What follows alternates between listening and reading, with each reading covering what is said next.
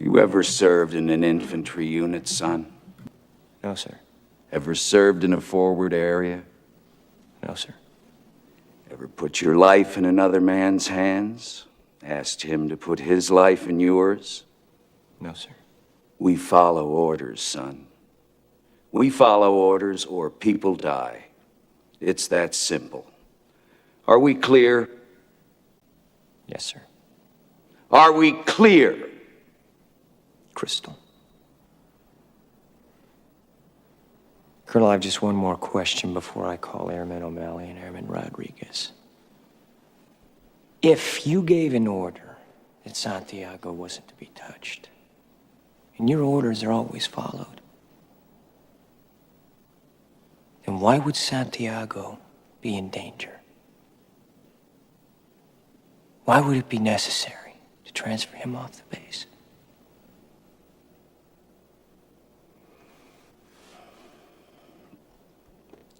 Santiago was a substandard Marine. He was being transferred. That's not what you said. You said he was being transferred because he was in grave danger. That's correct. You said he was in danger. I said grave danger. You said, is there any other... I recall what I said. I can have the court reporter read back to you. I know what I said. I don't have to have it read back to me like I'm... Why the two orders?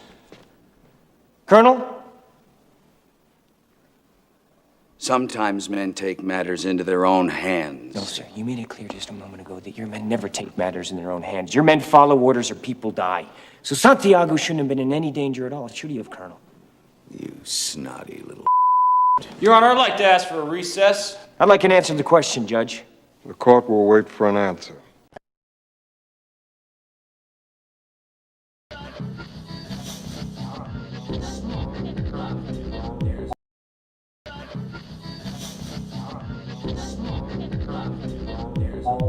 Hey guys, this is Tommy with Tommy Nation Politics. How's everyone doing today? Tommy Nation Politics.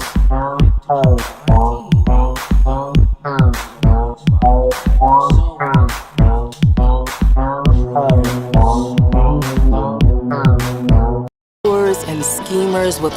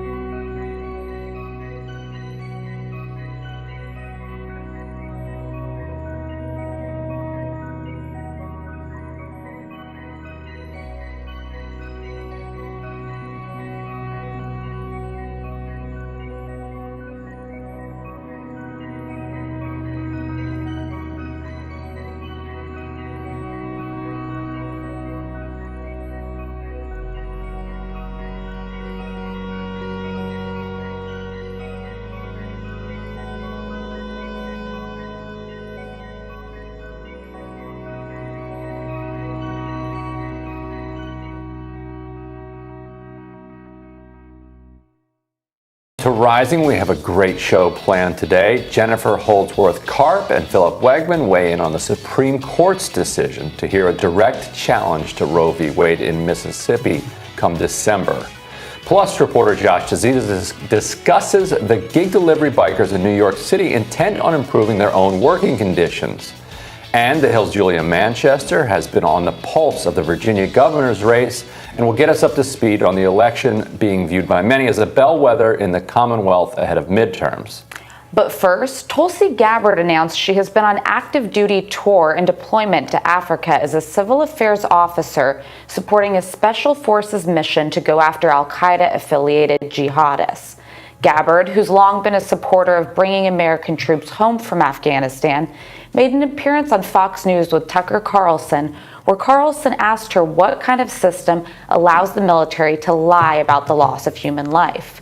While she pointed out civilian casualties are tragic, she also made the point about jihadism to the American people. I think it's important for the American people to understand that Islamist jihadists are continuing to wage war against us. And the Islamist ideology, not the same as the religion of Islam, but this Islamist ideology, which is a political ideology that inspired the terrorist attacks on our country on 9/11, is the greatest threat that we're facing right now in this country and the world. It is the foundation of governance of so-called Islamic countries like Turkey and Iran and Saudi Arabia and Pakistan. And it's what's behind the discriminatory policies that they have in these countries against Christians, Hindus, Buddhists, atheists, and others. So as long as these Islamist jihadists are waging war against us, we have to work to defeat them militarily and ideologically. And militarily, we have two choices in how we do that. Number one, we can continue to invade and occupy and nation build in countries around the world, just as we did in Afghanistan at great cost. Number two, we can take a targeted approach using airstrikes, using our special forces to go in and go after these terrorist cells. The reality is that the cost to the American people, the cost to our troops, the cost to civilians will be far less if we take this very targeted approach to go after these jihadist terrorist cells than if we continue making the very same mistakes that we saw in Afghanistan and other parts of the world of invasion, occupation, and nation building. And so what's so amazing about that answer is that you have to understand what the question was. Tucker Carlson asked her, why is there no accountability for the military figures who ordered and carried out this assassination of this innocent family outside of Kabul? Mm-hmm. That was the question, and she went into a rather formulaic reiteration of something that she has said over many years, though I think will come as a shock to a lot of people out. Tommy with Tommy Nation Politics. How's it going? Free thinking, innovative, progressive, independent media. I'm in my comfy robe. I was chillaxing. I do wake up early, guys, because I like to know what's breaking. What does they say? The Oblivion? Dawn is breaking. Break with the new day. The mythic Dawn. If you've ever played Elder Scrolls Oblivion, they're a mythic cult. It worships, one of the fucking 9 divines. Anyway, they're not too peaceful once you fucking throw an arrow up in their fucking sanctuary, though. But I guess neither is anybody, really. And that's the truth, guys. And I think you can handle the truth. So I just showed you a clip of a movie from Tom Cruise and Jack Nicholson. Very great acting back when acting was acting. You saw the acting. You saw the cuts to chair, camera pans to judge. Those were the good old days, guys. Green screen not included. Not included. I have a disagreement with Tulsi Gabbard, guys. It's an honest disagreement because I know Tulsi's principles and values. She's fought for him. She literally fought for him. That first clip from A Few Good Men. Have you ever served in the military? No. I don't know what it's like to have my life in another man's hands. It's got to do something to you. It's got to make you see on another perspective. And I don't have that perspective. But I do have mine. And so, with someone who I respectfully disagree with, we're having an honest argument. This isn't about a dark money fucking agenda she's trying to push. She clearly wants her friends and brothers in harm's way to not be killed because she was a medic. This is her opinion. I say, guys, have you ever danced with the devil in the pale moonlight? The devil's a cheater. He's immortal. You're not. Once we start to go down the road of these guys are not corrupt beyond imagination, the deep state, who called you a Russian asset, will frivolously, arrogantly do whatever is necessary, including acting on your principles and values, Tulsi. Remember that. To get you to accept the reality of the situation. and simply tell you that you can't handle the truth.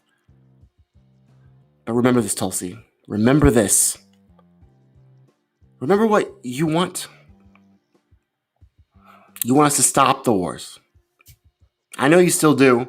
You just don't want your countrymen in harm's way, Tulsi. I respect that. I disagree.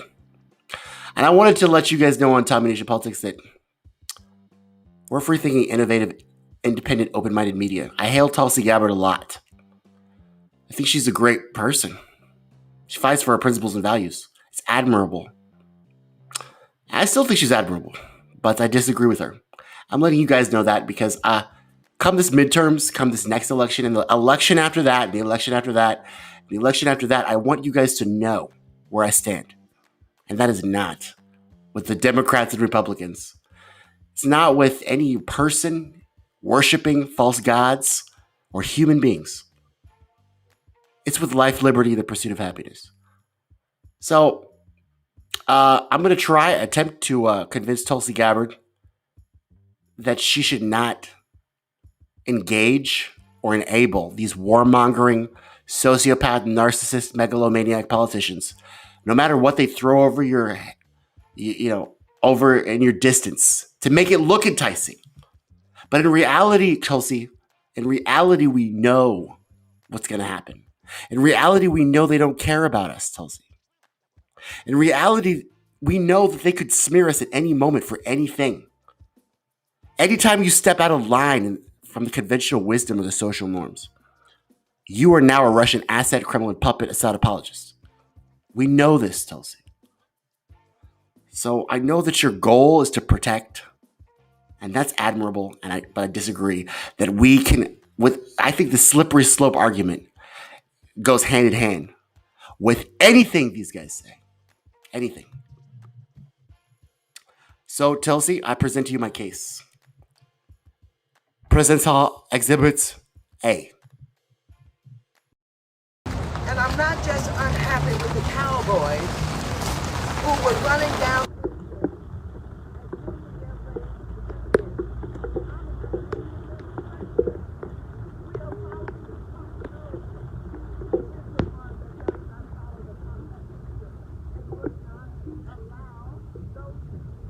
To be able to petition to get into the country. What the hell are we doing here? What we witnessed takes us back hundreds of years.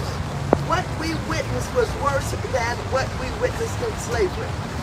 Cowboys with their reins again, whipping black people, Haitians, into the water where they're scrambling and falling down when all they're trying to do is escape from violence in their country. Yes, it is unfortunate that it is the poorest country in this hemisphere. It is unfortunate that they have no stable government right now. It is unfortunate that they've had to live through earthquakes. I've been working with Haitians for 30 years. I've been working through 2 coups d'etat. I went to the Central African Republic and I brought back Aristide after he was exiled into the Central African Republic. They have always been between Canada and France and the United States treated worse than anybody else.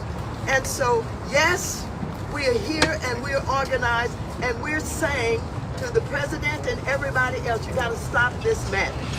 And I wanna know in the first place, who's paying these cowboys to do this work? They've got to be gotten rid of. They've got to be stopped. It cannot go on. And so I thank all of you for being here today. Write the story. Tell the story. Take us back to slavery days and worse than that. And the children who are unfortunate to be in this situation must be allowed into the United States immediately. Not tomorrow, not next week, not next month, but immediately. Yes.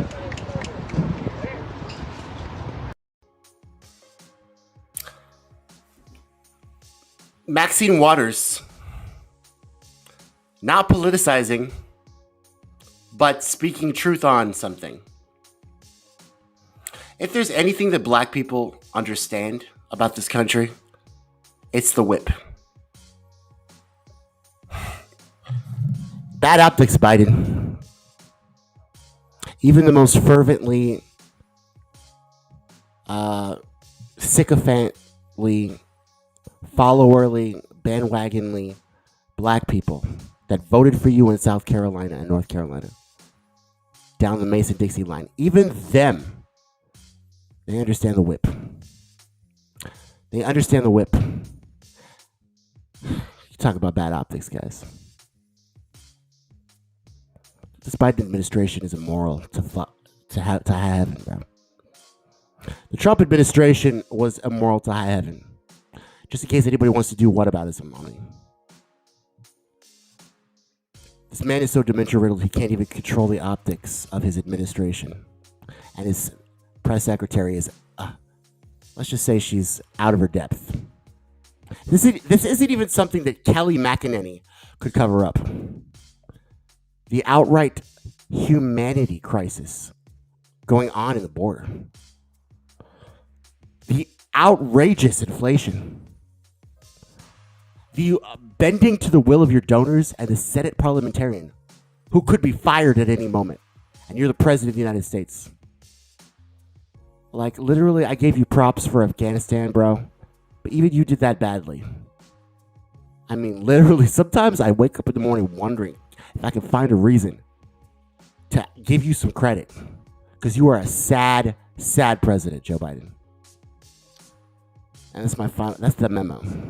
I'm going to keep saying that. That's the memo. Now, that's for Joe Biden.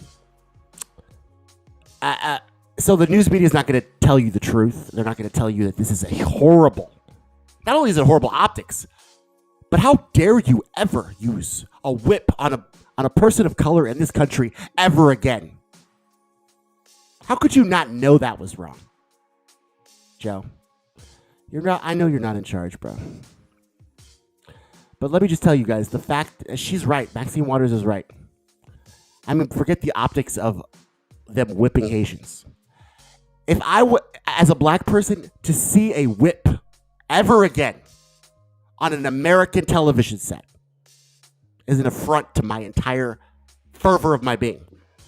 And for Joe Biden to let it happen, I mean, Trump ripped the veil of civility off of this absolute chaotic and ever imploding democracy.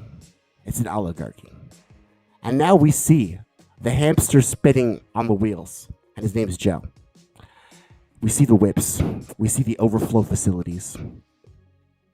And this, Tulsi, is exhibit A of why you never give in to these guys. No matter how safe you think it'll make your brothers and sisters who are armed forces, these guys don't care. And they're willing to use your principles and values against you in order to benefit their own means. So that means they're not losing anything. You are. That's my take on that, guys. That's my respectful disagreement with Tulsi. Tulsi, I wish to give you exhibit. Well, it's not exhibit to you, but I'm gonna do what the media doesn't. And I'm gonna play the entire clip of the Tucker Carlson Tulsi Gabbard encounter on Fox News. I'm gonna let you make your own decisions, and I'm not gonna try to influence you in any way. So you can have your own opinions.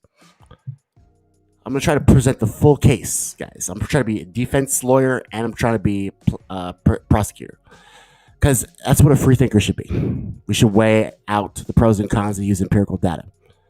So I just gave you an argument, Tulsi, about why you don't ever give in to these blood-sucking, thieving, raping neoliberals. Now I'm going to give my audience the full entire context to make their own decisions. Then I'm going to have a close. And then probably go back to bed. But I had to get this out, guys. Without further ado, here's the Tucker Carlson clip with Tulsi Gabbard and Tucker Carlson. My free thinkers, my American citizens, think for yourselves. Come to your own conclusions. Here it is. The Biden administration told us that a drone strike had killed a group of ISIS-K terrorists, whatever that is, in Kabul. And there were secondary explosions that proved they were suicide bombers. But they were lying.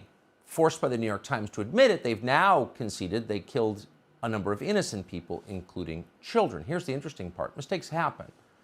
But in this case, no one in the Pentagon has been punished for this mistake or for lying about it.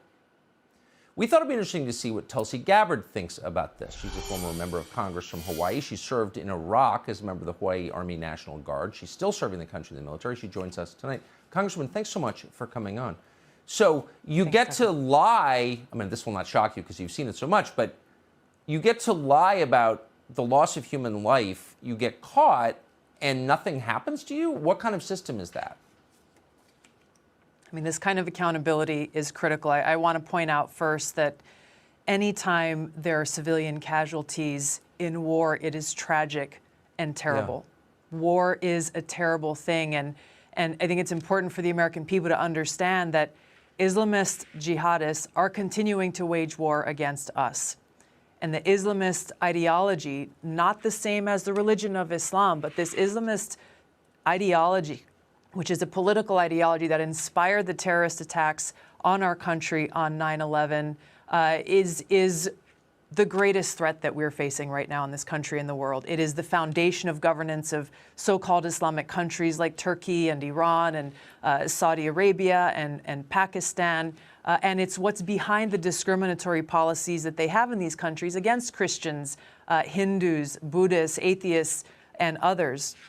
So as long as these Islamist jihadists are waging war against us, we have to work to defeat them militarily and ideologically. And militarily, we have two choices in how we do that. Number one, we can continue to invade and occupy and nation build in countries around the world, just as we did in Afghanistan, at great cost.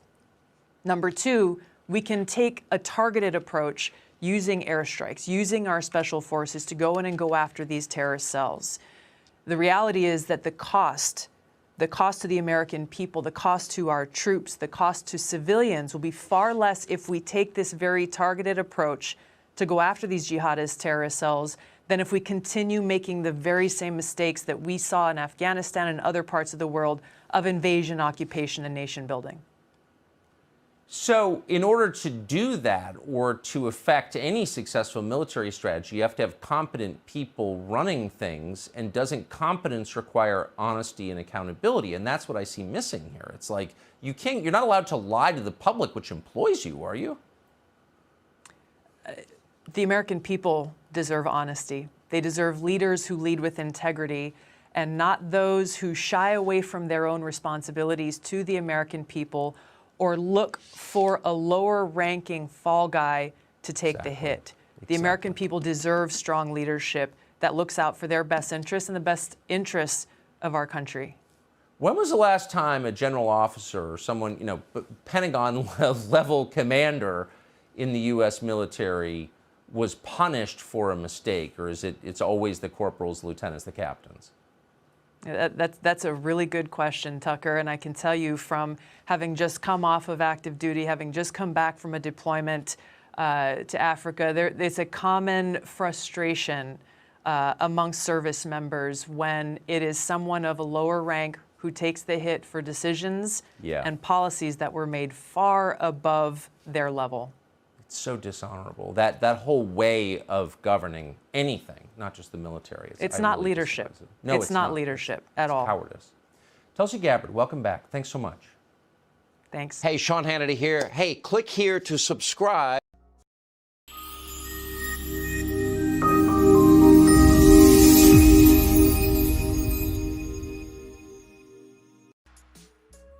So that was the whole clip.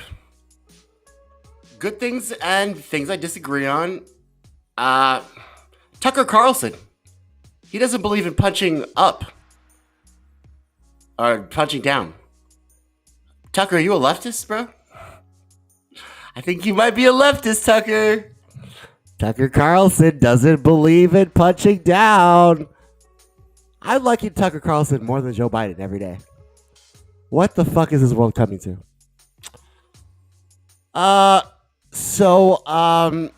Here's my thing. I already disagree with, like I said, this is a slippery slope, Tulsi. They already know that you give a shit. They don't. So they're willing to use your principles and values to negotiate with you. Is that a win Is that a win for you in the long run? No, I don't think so, because they have nothing to lose. They don't have principles or values. You do. They're using yours to leverage. You said there's either two ways, Tulsi. There's not. There's never just two ways, Tulsi. There's never just two ways to do anything. There's so many more ways. Remember that, Tulsi. So, I disagree. And also, I agree with you what you said about the... Let me tell you guys. The military, the corporate world, the entire government works the exact same way. There's a higher up decision made, a policy that's put in place. The waiter, the bus driver, the taxi cab driver, whoever's implementing, whoever has to follow that policy gets blamed. What happens after that? Well, you go to the higher ups, try to get that solved. They blame you again, throw you under the bus. Is that leadership? It's not. Who are the leaders? The leaders are the people that called you Russian assets. This is how they thrive. So what do you think is going to happen, Tulsi, when you decide to go ahead with their there's only two-way strategy? When something fucks up in the strategy that you chose, either a bullet to your head or a poison in your gut, when something fucks up, who are they going to blame? Oh, well, she picked the choice. It was Tulsi's choice. We gave her a choice. They gave you two choices, Tulsi. You picked the poison to the gut. You guys picked the Democrats and Republicans. Don't you understand there's more than one choice? Don't you understand this is a game? Like, literally. So maybe it's because I'm a big fan of the Batman. And the Riddler always does this. Riddle me this, riddle me that, Batman. He's got the Robin up there. He's got Chase Meridian over there. Riddle me this, solve my riddle, who lives, who dies. This is all one giant death trap. The Batman knows this. Why can't we know this? Man, if only the Batman were real. I guess that's why there's domination politics, guys. But to close, I just want to ask or beg Tulsi to remember that, and I hope she watches. I would love her to watch. I do admire you, and but if you ever become a Democrat again, I won't vote for you. Don't do that again. Don't go back to a party that threw you under the bus. Don't go back to a restaurant that threw you under the bus. Don't go back to a job that threw you under the bus. Know your value. And if you go back there, what that tells me is that you don't. And that's not presidential, Tulsi. Just so you know. That's what I think. So you're not going to get my vote if you do that. Just to let you know. But this is my last closing argument to Tulsi Gabbard of why we should never trust these people. Their choices are false. Their paradigm isn't real. Their matrix is an illusion. And there's never just two choices.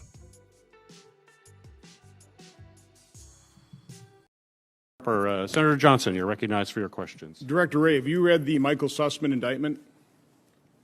I've had a chance to glance at it, but I haven't had time yet to read through it. I would suggest you and everybody else read that, because it really does lay out exactly what happened to create this political turmoil for 2 or 3, 4 years, really during the Trump administration.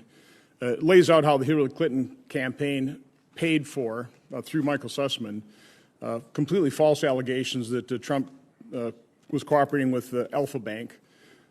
Planted that story, had an audience with James Baker at the FBI so that the FBI would open up investigation so that they could report that news. Same exact dynamic in terms of the false steel dossier that also contained Russian disinformation, which the FBI knew about certainly is no later than January 2017. You worked at the Justice Department, as did Michael Sussman. Did you know Michael Sussman? To my knowledge, I've never met the man. But did you know him by reputation? Not particularly. No. Okay. What do you think James Baker knew Michael Sussman? I really can't speak to whom James Baker knew. Do you think it's credible that James Bacon, James Comey, Andrew McCabe, Lisa Strzok, Peter Strzok, Lisa Page, these individuals had no idea who Michael Sussman was and who his clients might be? Senator, I certainly understand why you're asking the question, but Good. given that, but if I could just finish, given that this is an ongoing criminal case being brought by the special counsel with whom we are actively cooperating, Okay. I want to make sure That's fine. I won't get an answer, but let me just make the final point here. So either the FBI was completely clueless or corrupt, but they didn't check into whether Michael Sussman might have been working for the Hillary Clinton campaign before they opened up the investigation to leak to the press, which put this nation through 3-4 years of political turmoil. There needs to be a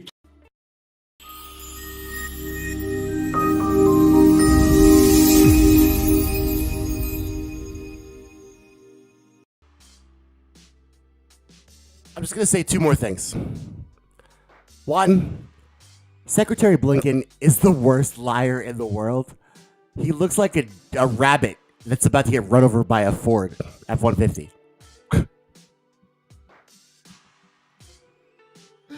Our Secretary of State is a joke, bro. He's a fucking... Do you see his eyes? I don't know what you're talking about, the FBI's. Please don't fucking make them mad. I'm a bitch to the FBI. Don't make them mad. This guy gets so scared every time you talk about the FBI, bro. I want to fucking give him a card. I want to give you a Hallmark card. And then inside he's going to be like, oh, what's this? He reads it. Oh, the FBI! He's going to say FBI on it. I want to see his face when it says FBI. Ah! There's no deposition. I don't know what you're talking about. I don't know nothing about no babies. God, Miss Scarlet. This guy is fucking scared as fuck, bro. I mean, you should be. The FBI fucked up our country, and they fucked up Trump. Lisa Page and Peter Strzok aren't in prison. They're colluding to do a coup d'etat on our own country. They're traitors. You should be scared, Secretary Blinken, but don't look like that. I mean, at least look, project. Like, what did Biden say to Ashraf Ghani? There's got to be a perception. Look, project strength. You got to project strength, Secretary Blinken. Don't look like you're a bitch to the FBI. Even though you're a bitch to the FBI, you can't look like you're a bitch to the FBI, Secretary Blinken. But anyway, you see what they just did, Tulsi? It was, whose fault was it? Yeah, I'm not going to answer the question. Russia? So you're going to be left holding the bag regardless. I say you just fuck their system up and don't engage or enable their two-choice matrix illusion. Fuck their two choices.